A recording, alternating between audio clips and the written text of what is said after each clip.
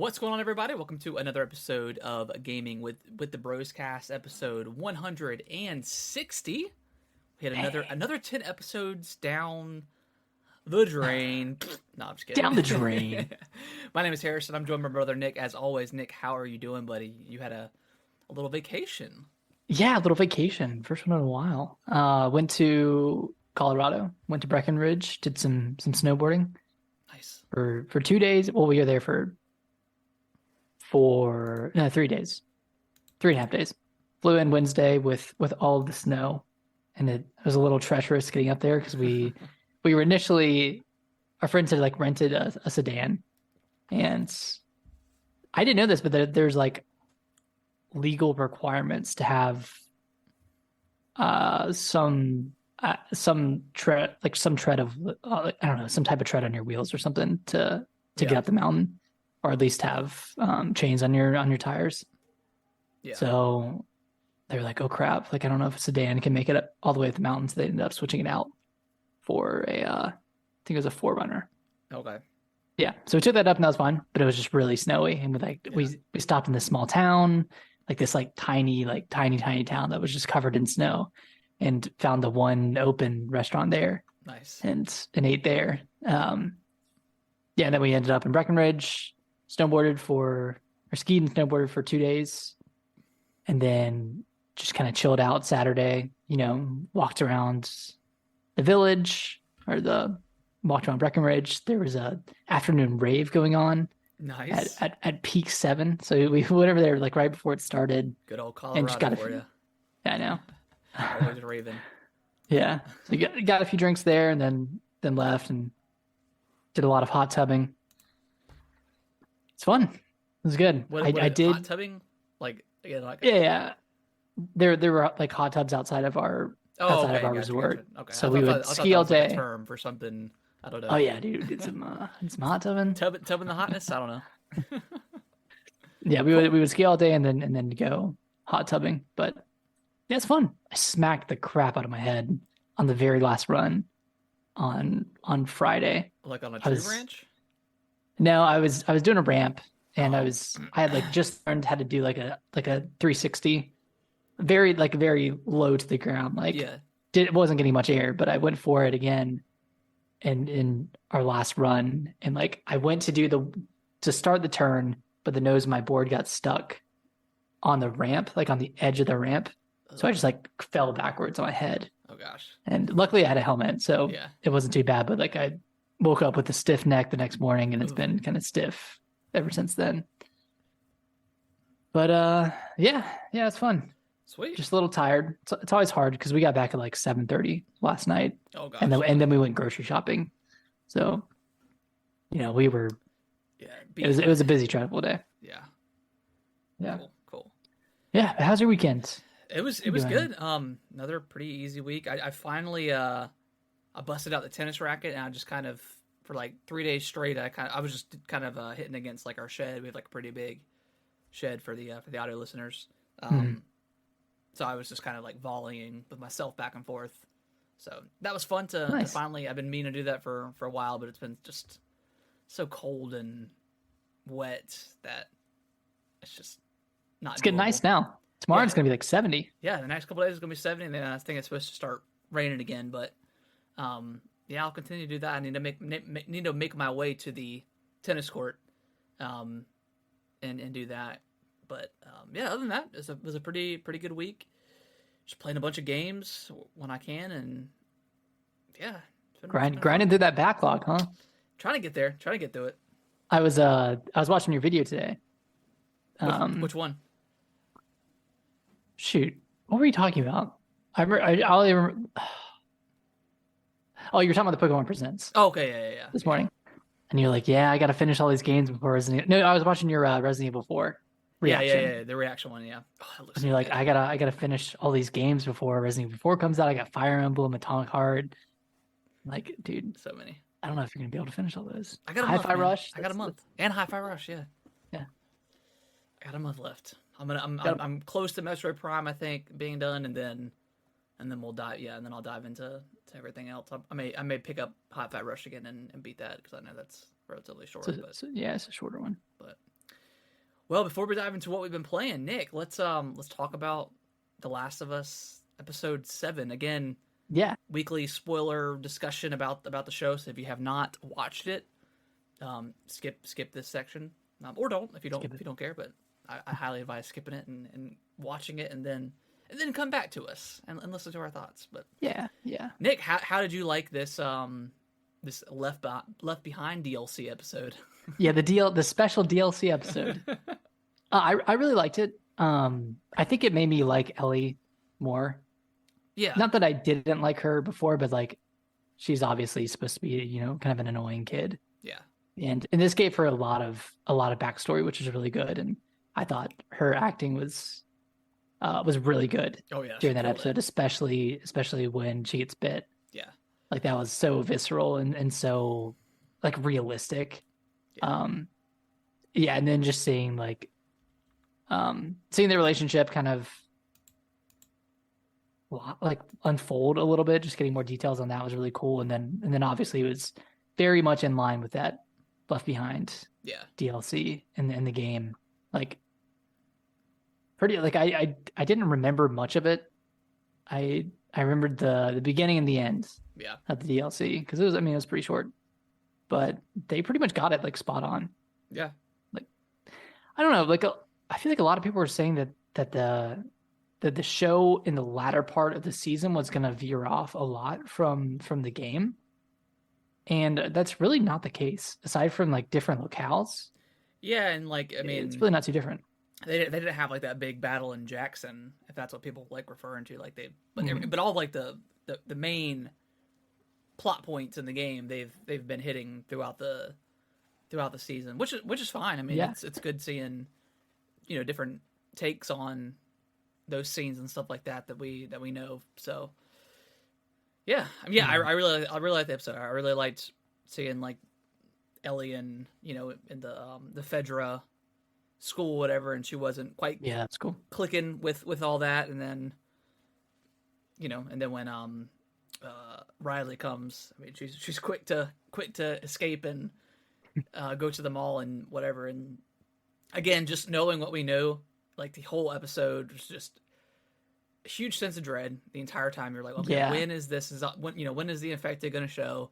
And they did such a cool like scene transition from when they were playing Mortal Kombat and yelling and having fun, where it like slowly pans out and then goes over to like the next shop, and then you see the infected against music gets a little dreary. Just a really, really cool, really well done shot, because we knew it was coming at some point. I mean, and then just like the scene, after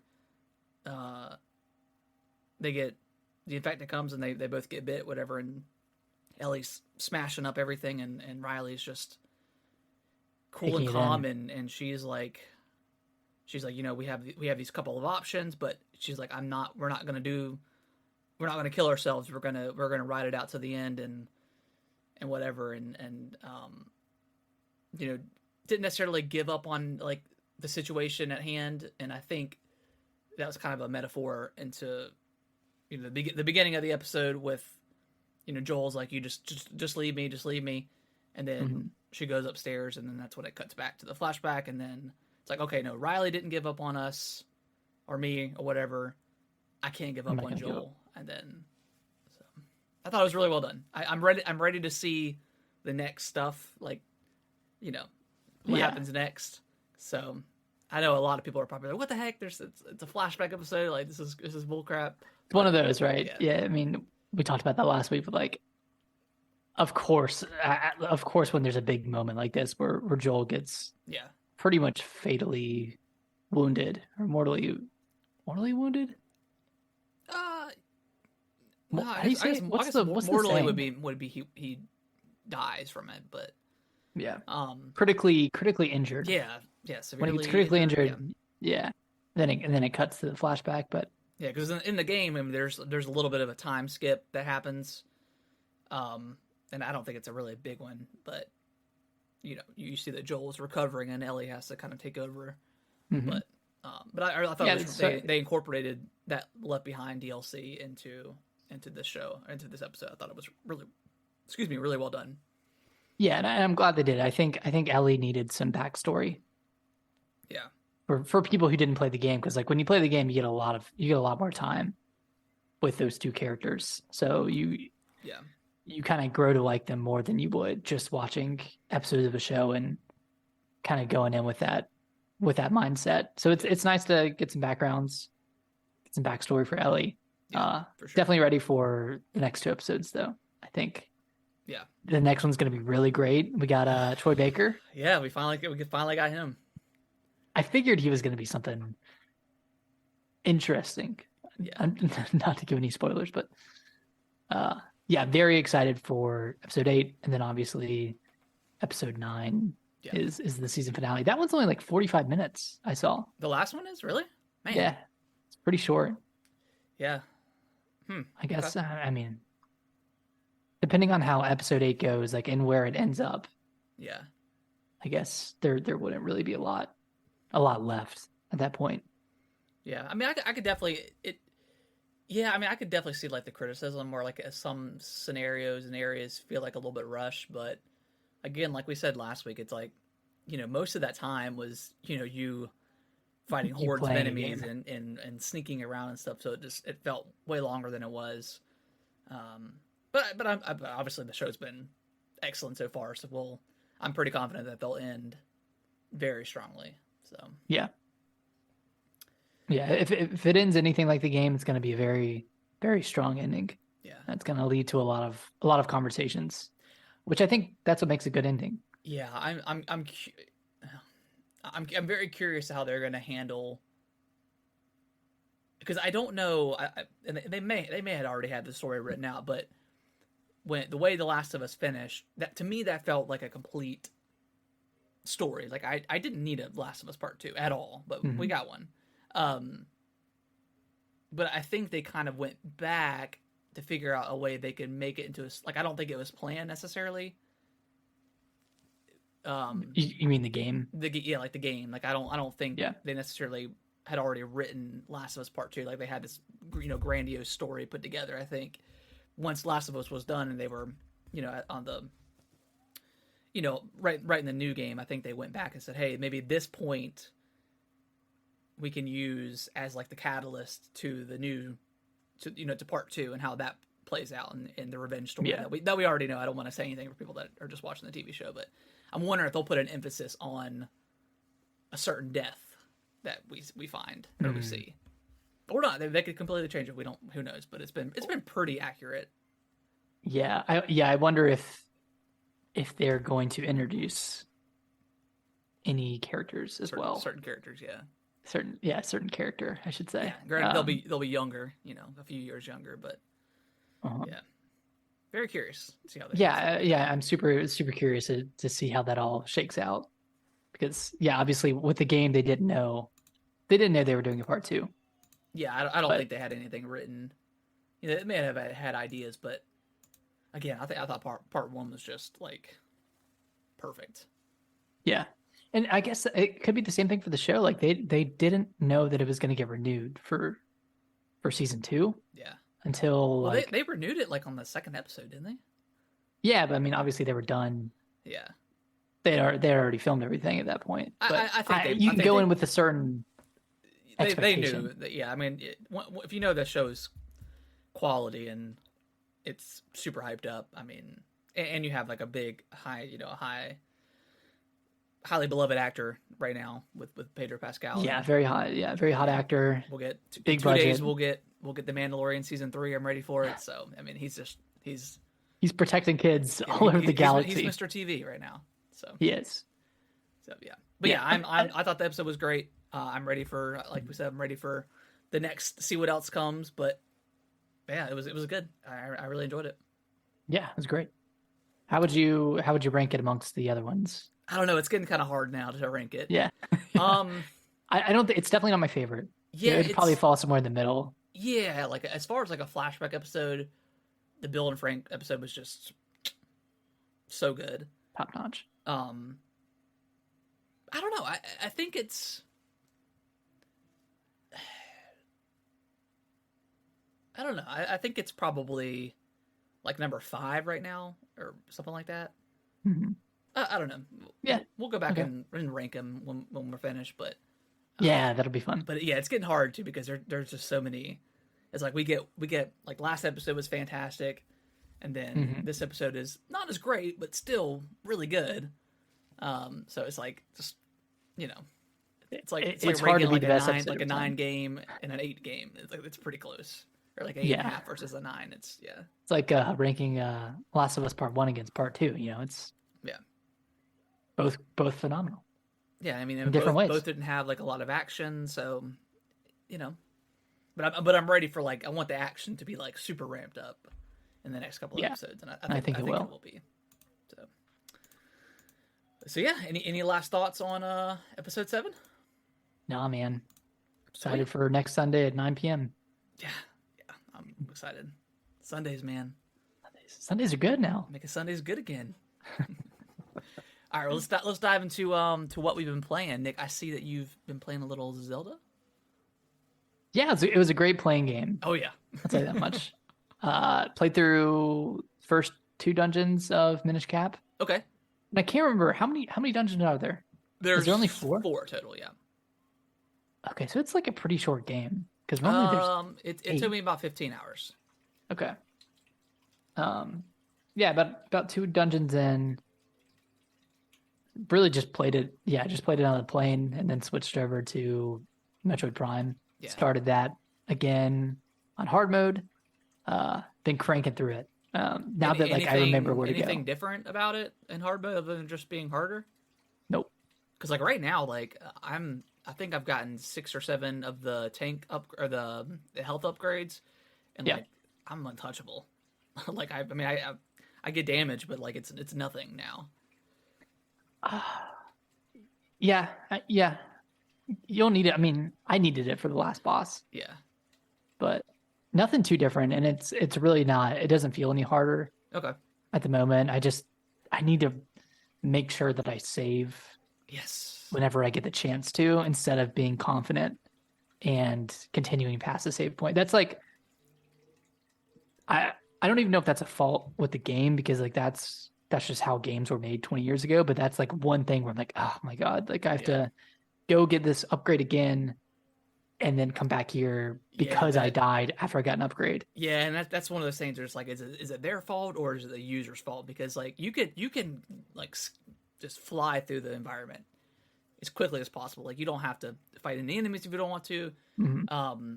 But yeah, anytime I got an upgrade, I was like, all right, I need to go find a save spot, and then I'll be good because I definitely don't want to. Especially because I think I died. I think I gotten 2 upgrades and I died, and I was like, all right, yeah, I can't do this again. So, have you gotten to the Chozo mines?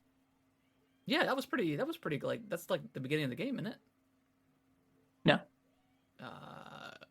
Then I don't know. Maybe the not. mines where you're going underground. I feel like you would have if you got the. You talking about with the magma area and. Not the magma, not Fenandra drifts. Not the overworld, not Chozo ruins. Yeah, Chozo ruins is the starting spot. Yeah. After the overworld. I just got the ice beam, the gravity suit. So you can jump underwater. So yeah, that's I can pretty much play as is underwater. And I think I'm getting some sort of morph ball ability now. Maybe. Super bomb. Super bomb. Yeah, I think that's the next one I'm getting. Okay. Because I'm to the point where I've got a guide ready to go if I get a little bit lost because you can't get lost pretty easily. Yeah. So I've got that. Have you found any of the artifacts? I found 4 so far. 4. I know there's 12 total. Yeah. So. Nice. So how are you enjoying it? Dude, I love it, man. You love it? I love it, and it's one of those things where at this point in time, I would be very confident that this would probably be my game of the year. But I know Zelda's coming out, and that's not. It's just not. It's just one of those things. I would love for Metroid to be game of the year for me. Yeah. Because it was in 2021 with Dread, but it's you good, gotta man. give it. It's so good. And for $40, man, it's a steal. Honestly, they priced it perfectly because this game is selling so well. It's still number one on the eShop. Yeah, It's selling out selling out physically everywhere. Did you get a physical copy, or are you just not worried about it? No, but I did read that Nintendo is like looking Restock. To restock, Yeah. which is good. Like that just means the demand is really high, and they're trying to fulfill that demand, and they're not just going to leave it be. I wonder if marketing planned this, like to shadow drop it. It gets like really, really, really good word of mouth. All the outlets start, reviewing it, and it's getting 10s and 9s across the board. And then by the time it dropped, on the 22nd, everybody's buying it. Well, yeah, because like you have the day one, you have the people who are going to get it regardless, and then you have people like me who really want to play it, in whatever form. Yeah. And then you get the reviews that come out a couple of days later, and then people still pick it up digitally because of that. And then physical comes out a few weeks later, and a bunch of other people pick it up. People are double dipping. Yeah. I'm thinking about getting it physically too, and I already have it digitally. Like that's like 3 rounds of people, and it's just so genius. Like they couldn't have planned it better. Like even if they had announced it 3 months before it released, like this is the best marketing a game can have. You release a great game, you shadow drop it. That's like the Hi-Fi Rush. It's like the same thing. Yeah. Except everyone already knows this game is really good. So, you take that, you take the $40 price point, perfect match. Yeah. Which my story is I had pre-ordered it from Amazon, and Amazon, like they were sending out like it wasn't going to be ready until March like 27th or 26th, and then some people even had like April like 3rd or 4th, and I don't know what's going on with that. Again, I talked about Amazon last week, but so I was like, I'm going to go out there and just see if I could find it. Went to Best Buy, nothing. Went to Walmart, nothing. They had it listed in the shelves, but there wasn't anything there. And I'm not going to go ask a Walmart employee for any sort of help. Apologize if you work at Walmart. You're probably a great employee, but the ones that are near my area are just, they can't be bothered. So it's fine. And then I went to GameStop, out of all places. Who'd have thought? I was like, hey, you guys got Metroid? And she's like, pre-order or not pre-order? I was like, not pre-order. She was like, yeah, we got some. I was like, ring it up. And then I got the friggin' Best Buy or the GameStop spiel. Oh, of course. Any games you want to pre-order? They didn't do that, but she was she asked for my phone number, and I was like, I don't know. I was like, I think my brother has an account maybe with you guys. I'm not sure. Gave her like our parents' phone number, and she was like, is it under Harrison or Nick? And I said, well, it's probably my brother, so Nick. And she's like, well, who's Harrison? I was like, I'm Harrison. She's like, well, I don't know who you are. And I'm like, I just told you my brother is Nick. That's the account that it would be under if he has an active GameStop membership. And then she pulled up mine, and she's like, oh yeah, this has been expired since 2016. And I was like, I know. That's why I'm doing Nick. I think he might have one, but I don't know for sure. And then, did I? I don't know. She never looked. Oh, she's like, if you're not Nick, I'm not looking. Then like her computer started like stalling up, and then we went to like another computer or register, and then the original one started working, and I was like, I'm good. I'll just buy the game. My copy. Yeah, I'll just give my game. Yeah, but I'm Harrison. I've been playing it mostly in handheld. I played for about 45 minutes on the regular TV, and then ever since then it's been all handheld, man. It feels great. The controls are pretty simple. Like even with the little like the lock on, I use that all the time. It just feels really good. Oh yeah, I never don't use. Yeah, I never not use the lock on. Yeah, I mean, yeah, it's a first-person game, whatever, first-person shooter. So it's like obviously not. You wouldn't think it would be great for handheld because first-person shooters are always a little wonky when you're playing in handheld. But with the lock on, it's like you're just playing a little adventure game, and it's great. Yeah, it's super great. And one question, Nick, because you played more Metroid games than I have. Mm-hmm. Are there any other different types of weapons in these games? I feel like it's just all the same. Like, what do you mean? Like morph ball ability, the double jump, the various suit, the I don't know, the super missiles. What's the problem? There's no problem. I just wanted to know if there was anything. What's your beef? I just wanted to know if there's any other weapons. No. It's really like, and this is kind of why I am a little bit worried about Nintendo releasing Metroid Prime 2 and 3 is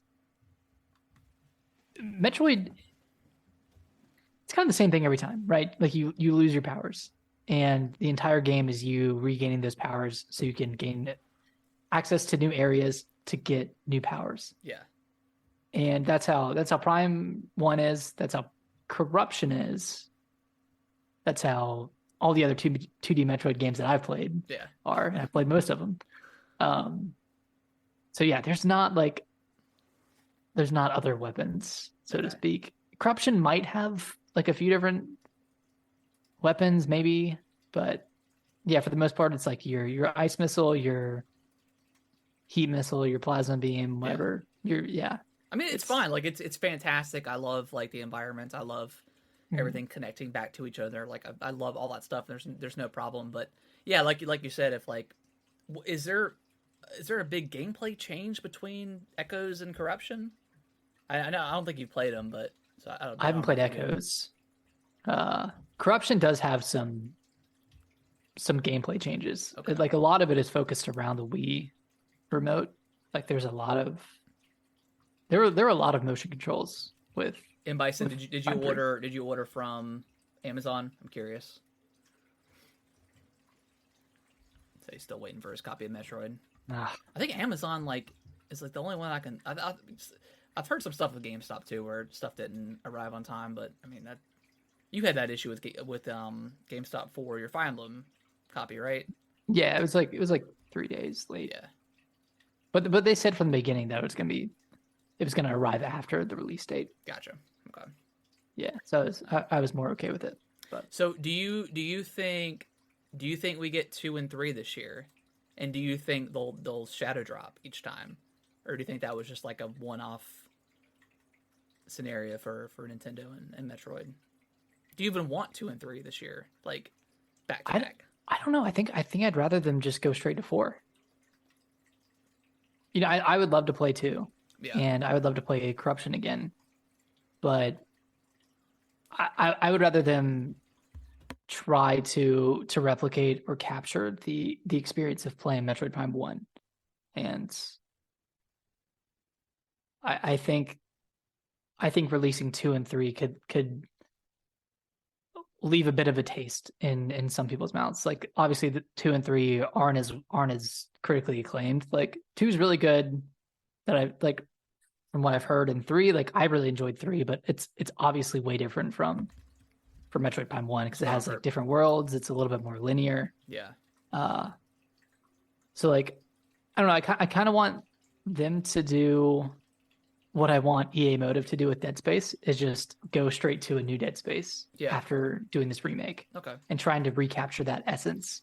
Yeah, I feel like maybe because I mean it would be cool to get 2 and 3 this year, but maybe that would just kind of oversaturate.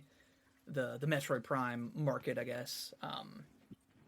Yeah, because I mean I don't know if I would want to play through 2 and then 3 and then inevitably 4, but I do hope if 2 and 3 are that similar to 1, I wonder what they're going to do different for 4 and how they can maybe shake it up a little bit. Yeah. I don't know. I don't know what they would do. Because like Dread was pretty, I mean that was while you're still getting the same weapons, like just having the what is it called, what were the enemies called? The ones that pursued you? The Emmy. The Emmy, yeah. Like those, that was pretty different. Yeah, that was pretty different. That one had like a couple more weapon variants or just abilities that were pretty cool. I don't know. Like, do you plan on playing Metroid Fusion? I do want when that comes to. I will definitely play it when that comes to NSO.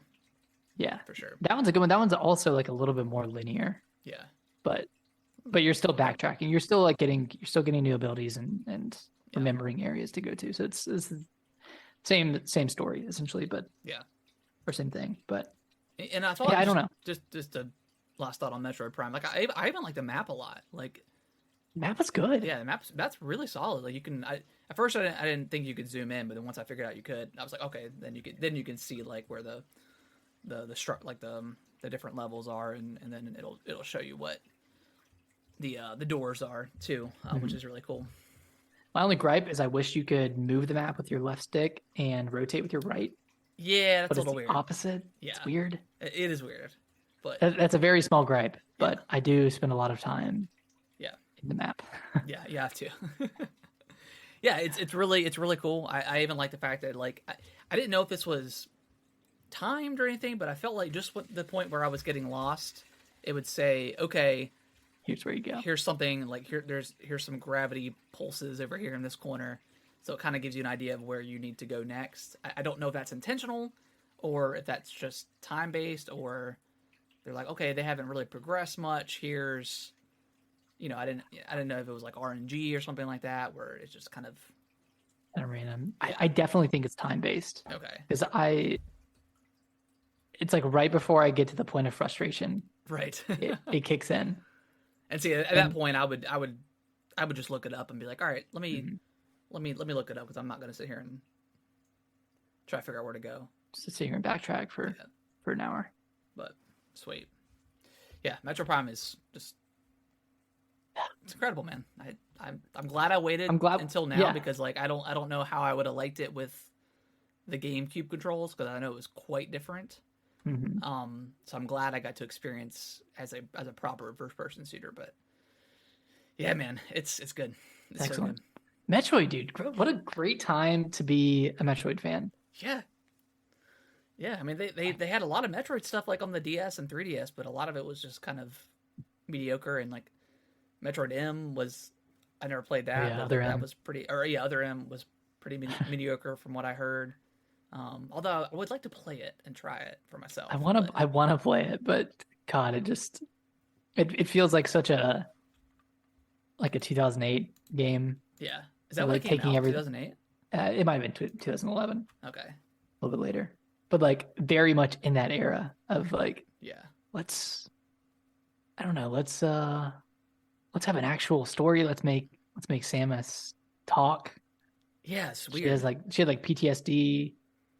It was very, very strange, very different from the other games where she's a badass. Yeah, and then like I know it was in the original game, but just like when you shoot a missile or something, when you're close to a wall or an enemy, and like you can see the reflection, like just stuff like that is just so cool. And when your visor like steams up when you walk through yeah, very cool game, man. It's a really, really awesome game. Nick, let's pause it and switch over. Right. I'm gonna go say goodnight to Kellen, and then I'll be right back. Cool. All right, and then the last game I've been playing is Atomic Heart. All right, let's hear about it. About an hour and a half-ish of it. Very, very much like BioShock. Super heavy BioShock, especially BioShock Infinite vibes. But just because you start up like in the sky, and you take this flying mechanism, and it's like on rails. So you're kind of viewing going through all the clouds and stuff. It's a super beautiful game. Mm-hmm. And this place appears as it's like a gorgeous utopia and this and that, and then obviously all hell breaks loose and all the robots kind of turn on you, whatever. It's a really weird vibe, because I thought the game was going to be a pretty serious game. Yeah, but the main character, I think that's what everyone thought. Just says a lot of one-liners. It doesn't necessarily take me out of the experience, like from what I've played so far, because a lot of people on Twitter are like, well, if the protagonist talks too much, you gotta bring that energy to that when you guys had all this stuff to say about Forspoken, and I was like, I don't know if the dialogue is that bad, but granted, I haven't played Forspoken, but from the stuff I've seen, it sounds pretty rough, but But yeah, I mean, just like the shooting is pretty good. I mean, it's again very, very BioShocky. You start off with like an axe, like a fireman's axe or something like that. So that's like your main weapon, and you can hold the trigger down, and he does like a 360 spin in first person, and it's really kind of jarring at first, but it's really powerful. It's one of the upgrades you get. And then you get a lightning or electricity ability, so you can stun him and then beat him down. But it's just like Bioshock. Yeah, just like Bioshock. And it's super, like, the robots themselves are very menacing, because almost like the androids in Alien Isolation, how like creepy they are, but these guys are super fast. They will sprint at you. And you can feel like the weight of them like sprinting at you. It's very creepy and unsettling when you shoot them with a shotgun or something and knock them down, and then they kind of like go back up like that, and then they just start running at you. Are these like humanoid robots? Yeah, they are humanoid. The ones that I've come across so far, yeah, they're all humanoid. Oh God. Yeah, it's pretty unsettling when they're just running full sprint at you, like something from like iRobot or something. Yeah. But yeah, so far, I mean, I really like it. It's again, the gameplay is fun. Again, the tone of the game is weird. It's just kind of there's like the main because there's like save points in the game. You don't manually save anywhere except for these like certain save points. And in most of these save points, there is this vending machine.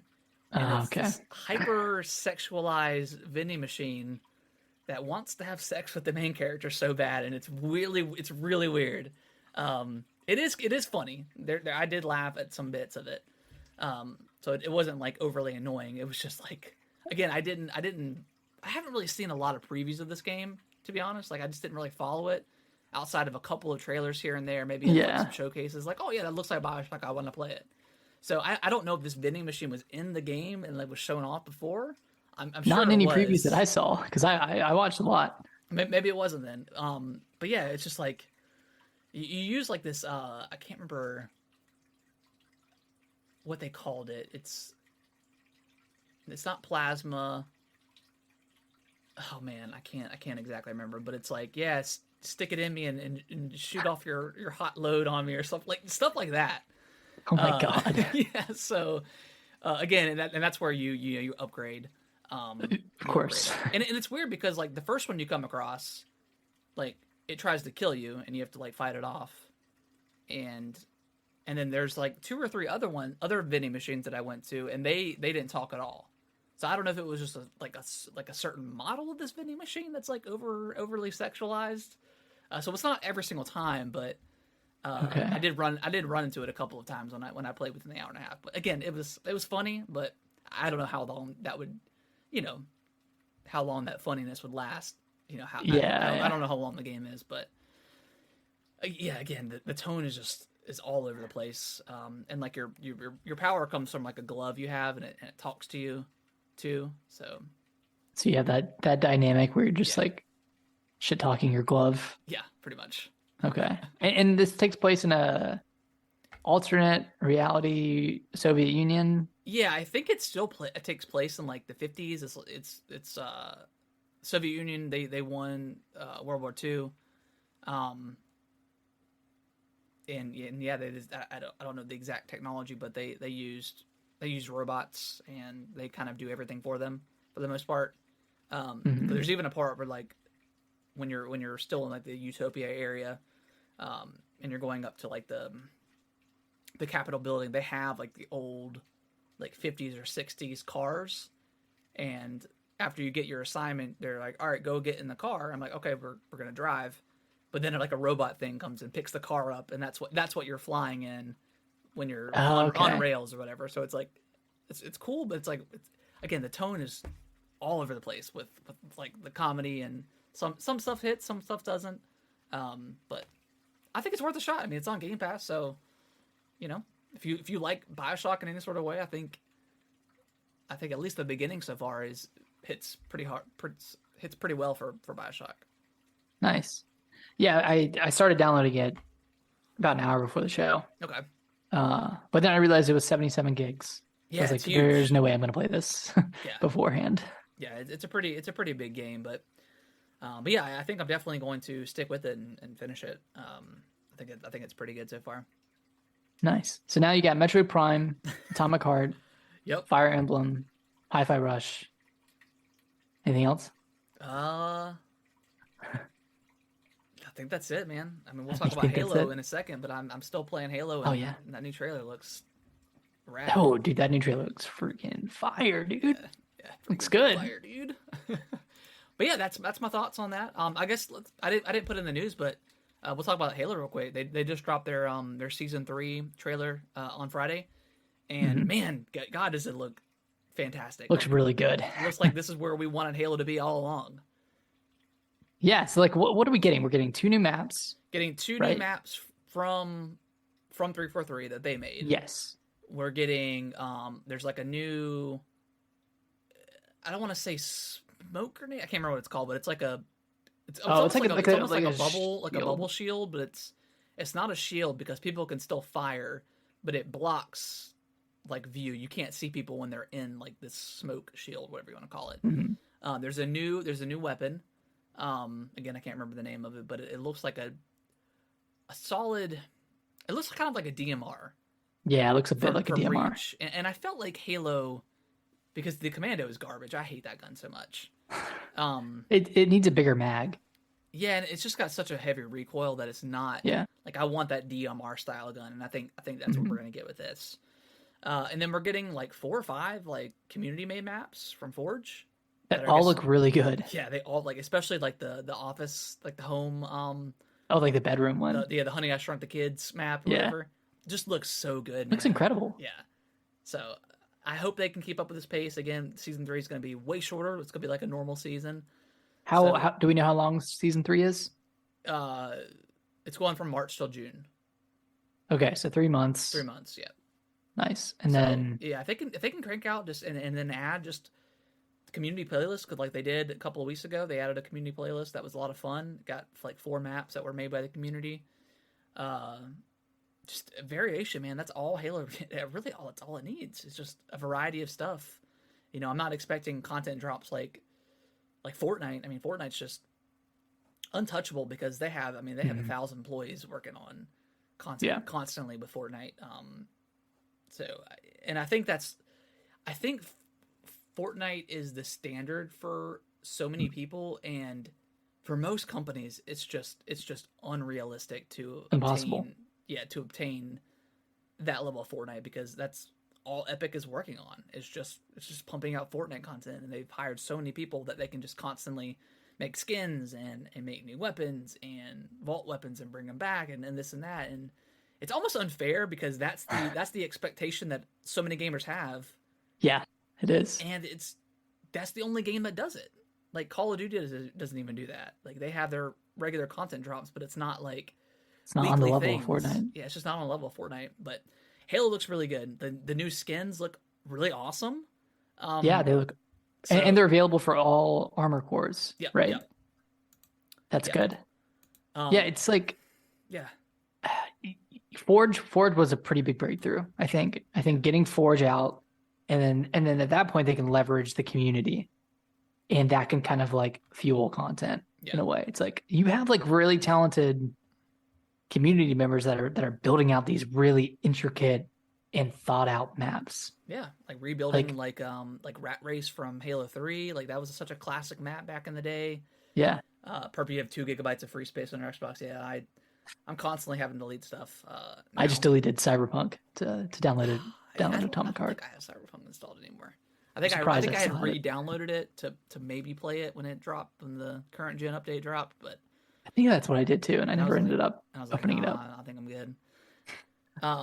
So yeah, Halo looks like it's going to be in a really great space. I have a feeling a lot of people are going to come back to this, and then hopefully it turns into like a feel-good story that, you know, like something like No Man's Sky or whatever, you know, where it started off rough, but it came back. So it started off so good, and then Big Team Battle happened. Yeah, Big Team Battle happened, and then I again, talking about the Fortnite thing, And granted, Microsoft is one of the biggest companies in the world. They could have absolutely poured, money into this game, but also this game took like 7 years. So I don't think they were like they could justify putting anybody else on this. They're like, no, you have to ride through it, crank it out, and get it done. Get people back in. Yeah, so I'm excited. I've been keeping up with Halo. Halo's like my precursor to the weekend. Usually, like I'll play like a couple of rounds on Friday night, drink a beer while I'm doing it, playing. Nice. And then have my normal Friday nights or whatever. But yeah, I'm excited. All the content they showed off looks really good. Yeah, just a really good trailer. Hopefully they got the servers ready to go when it drops, because that would be bad. Please, let's hope so. Nick, you want to talk about the first news story we got? Yeah, first story. So obviously the Microsoft Activision acquisition is still underway, still going through scrutiny, still going through review, getting pushed back, all that stuff. But last week it did come out that Nintendo has preemptively signed a deal with Microsoft to basically get Call of Duty on their platform for the next 10 years. Yeah. And presumably that starts either next year or the year after that. We don't know like the official timeline of when that first year is. Yeah. But that really sets a precedent of Xbox's commitment to keeping Call of Duty on all platforms, and even bringing it to new ones. Like Call of Duty hasn't been on a Nintendo console since like the Wii U. I think that was like Black Ops 2 on the Wii U. Yeah. And even that was like the first time in a while. What do you think they're going to bring? Because I mean, Call of Duty, do you think they can run Warzone on the Switch? No. So do you? Well, actually, they could. Yeah. It's just going to run like a Switch game. It's going to run like. I mean, if they can get like Apex running in Fortnite, Fortnite's a little less. Well, I don't know. I'm sure they can get War. What I want them to do is obviously they're going to put Warzone on there. Mm-hmm. Try to get that working the best they can. I want them to do some original Call of Duty stuff for the Switch, like whether it's like a single player game or something like that. Mm-hmm. Do something different. Like don't do another Modern Warfare 3. Like I don't know, go back to like World War II or something and make it something like, yeah, I was gonna say original. We've seen World War II done a million times, but I don't know, something like that's smaller in scope, and give us like a really cool like Call of Duty story. Kind of like what they used to do with the DS. Did they have some like DS specific Call of Duties? Yeah, something like that. Something that's not as big as in scope, where you don't have to. All right, so Modern Warfare 3, we're gonna have to dumb it down on the Switch in order to get it run, so it runs well. It's like, no, like do something that the Switch can handle, and give us a really cool, like, I don't know, story about a squad of like members in the army or whatever it is. Yeah, I think that could be really cool. I mean, they did say the Switch version would have content parity. Yeah. With the other versions, so like presumably it's going to be the same game, but just running worse on the Switch hardware. But like I would want that too of them. Just lean into it. Lean into the Switch. Yeah. Don't try to do what Apex did and make a version that kind of runs like crap on the Switch. Like no one's going to want to play that version. But we'll see. I mean, I think it's cool that they're doing it. I think it's cool that Call of Duty is going to come to Nintendo consoles, whether that be the Switch or the next Switch, whatever it may be. But this kind of makes Sony look a little silly. Because they offered them the same deal. Do you think if this buyout does not go through, do you think the way Sony's been acting, that it hurts their relationship with Activision Blizzard going forward? Definitely. I think it does. Because, I mean, they're really just not... They're not participating in anything at all. They're just saying, hey, we want to block this deal. Yeah. It's not fair to us. It's not fair to our players. Call of Duty makes up the majority of revenue on, like, for our business. Yeah.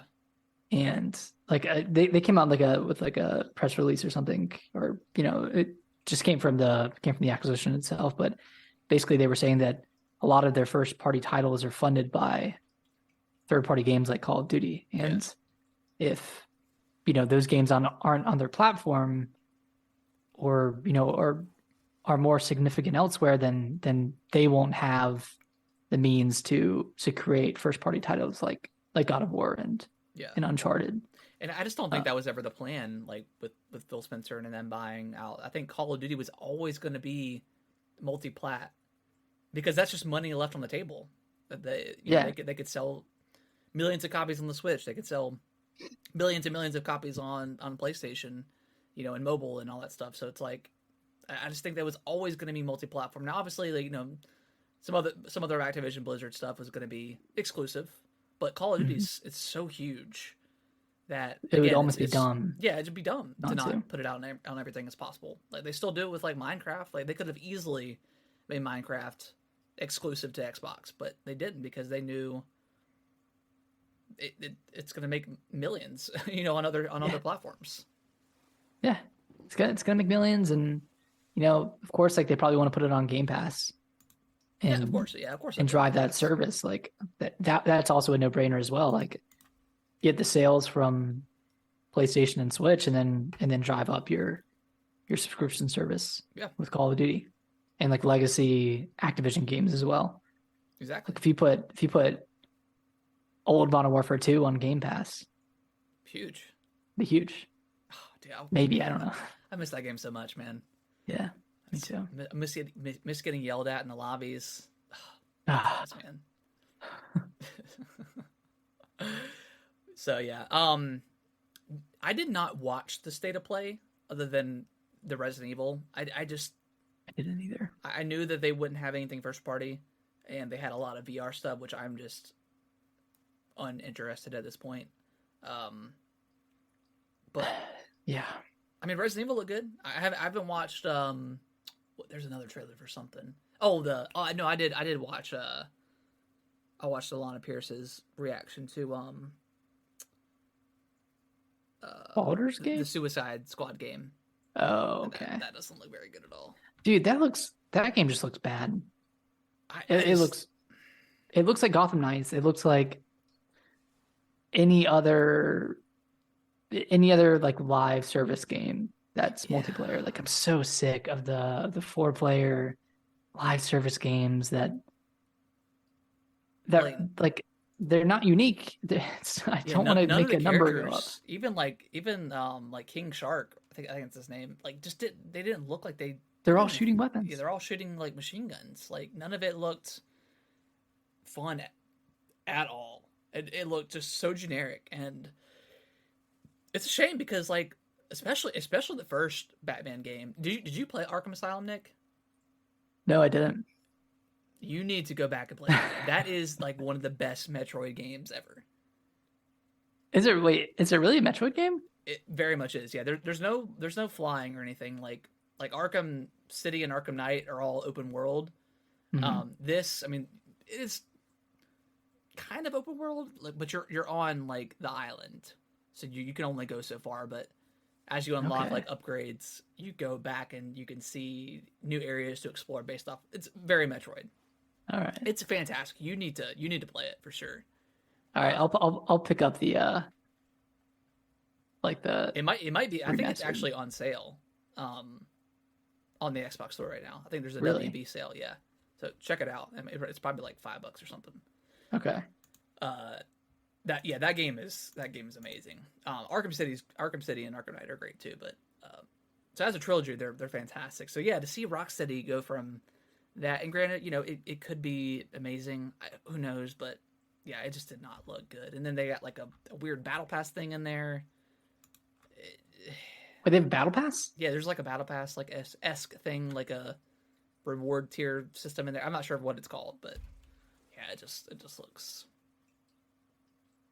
doesn't look good. It's just so weird. It like such a weird thing for Rocksteady to pivot to. Like, I thought that's what, like, it's like, all right, Gotham Knights is gonna be that type of game, and then for some reason I thought that Suicide Squad was single player.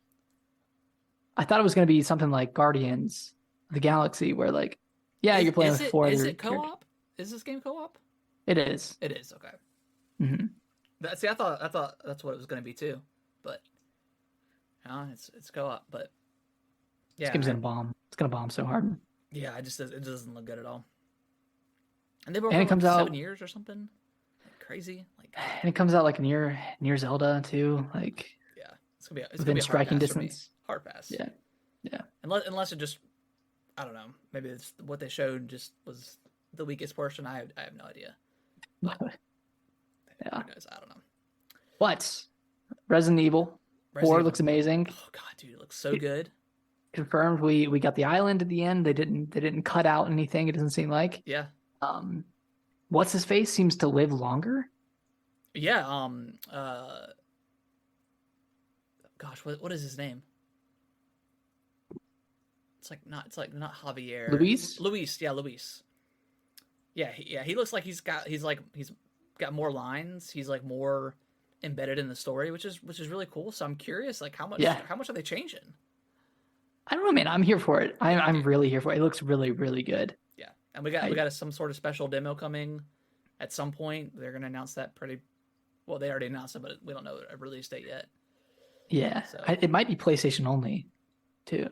Oh, really? I don't know. That's what it sounded like from the state of play, but that's fine. We'll see.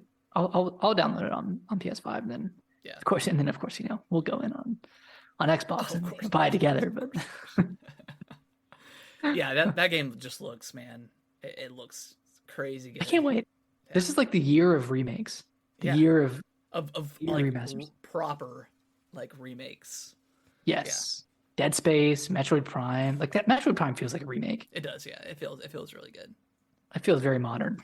And then you have Resident Evil 4, Silent Hill 2. Yeah, Silent Hill 2. Which I'm excited to play that for the first time. Yeah. Sounds fun. We'll see if Bloober can handle it. I don't know if they can, I'm gonna be honest. I like the medium a lot, but I think I'm on the minority on that side. Yeah. But I did enjoy that game. But there's also no combat, so. Pokemon Presents, Nick. Let's talk about it, or the lack thereof. I mean, what's there to talk about? They presented nothing. They presented sleep. I don't know. Honestly, I'm kind of sick of seeing, what is it called? Champions. Unite. Like whatever the mobile game. That's fine. Like whatever. Unite. Cafe Mix. Cafe Mix. Masters. Yes. And then they baited us with showing the old school games and then showing like some of the gym masters. Yeah. Or gym leaders. I'm curious about the cards though. Like they're redoing like the original set.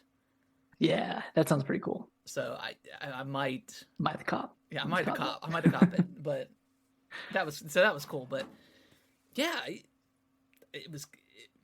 I try not to be negative anymore about these presentations because like the state of play, like there wasn't a lot for me there, but also like, I'm not into VR, so I'm sure a lot of people got something out of it, and I didn't really see anything negative out of the state of play. There just wasn't anything first party, but this just felt like a big old fat waste of time. Like, why would? Like, I know they have to do a presents every year, I guess, for Pokemon Day, or they say they have to, but yeah, come on. Yeah, they had nothing. Like the only big thing they showed was Scarlet and Violet DLC, and they didn't even show anything for it. It wasn't even like a proper trailer. Didn't even show anything for it. Which my theory is because Pokemon Scarlet and Violet already looks so bad that they didn't want to reiterate that again when they haven't even put out the patch yet to fix some stuff. Which I guess it's coming tomorrow because that's when they said the update. They said it was going to be in February. So I don't. They didn't address it at all. They didn't come out and say, "Hey, we're sorry for sales," such a." But they also would never do that. Like I just think they are too full of themselves when it comes to Pokemon that they don't. They see no wrong. They do no wrong. Whatever. But that's a different discussion. I mean, like, we didn't get any GBA or Game Boy games. I thought that was a shoe-in. Really, I don't know. I thought it could a possibility, but I don't know. I feel like Pokemon Company is just so greedy that they want to charge for them, like on a different level. I don't know, man. I thought it was a lock. I thought if anything, that's what we would get. Yeah. And that would have been a good surprise. Like that would have been a good announcement. But yeah, I remember like last year's being pretty good. Like last year they showed off, or they announced Scarlet and Violet. And I think there were like a few other things that they did like a off. Legends, like they announced something for Legends, I think. So yeah, the last year one was pretty good, but we were also like pretty high on Legends at the time too. So true.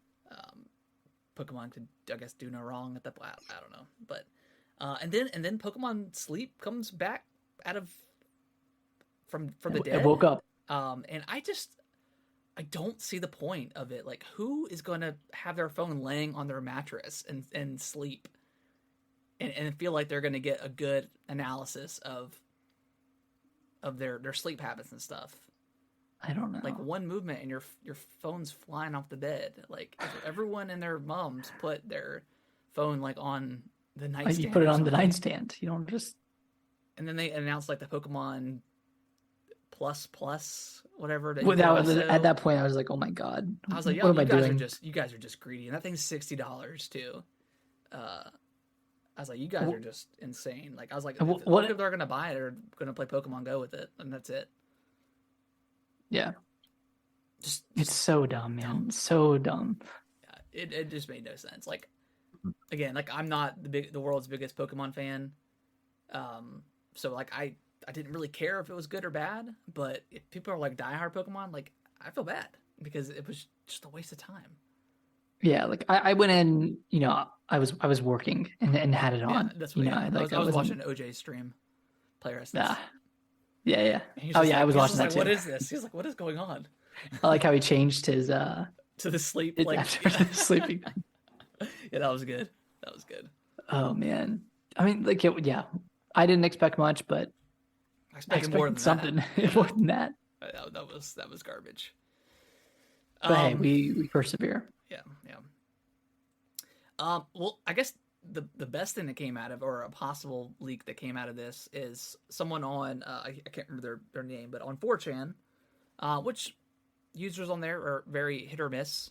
Mostly miss, but it's a completely anonymous website, so if that's the place you're going to leak stuff, that's the place where you're going to do it. But someone came out, and this was a few days ago prior to the presents where they went over, and it was someone that worked for like a subsidiary of the Pokemon company. They didn't quite work for them, but they worked in like close relations. But they came out and basically said like all the stuff that was going to get announced, and everything was true. But the last thing they noted was the DLC, the second DLC that's coming out in winter, also coincided with a new Switch model or SKU or something like that. Mm-hmm. Nick, what are your thoughts? Because everyone's like Switch 2 is coming out this year. So they're basically saying that like there would be graphical upgrades. Yeah. Coming in tandem with Wave 2 and coming in tandem with like the new Switch model.